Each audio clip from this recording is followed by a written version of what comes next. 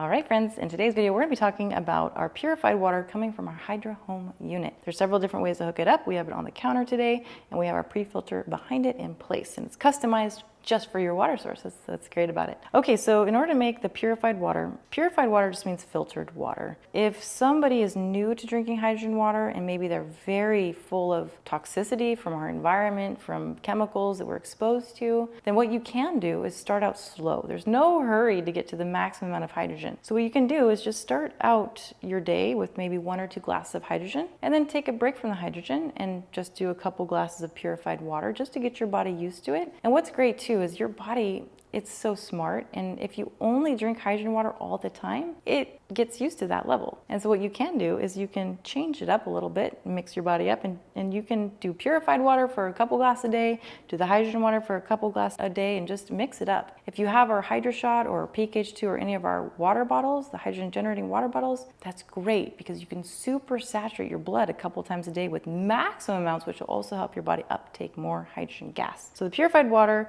is just filtered water, and you can use it anytime that you would like. Cheers, friends, and have a great rest of your day.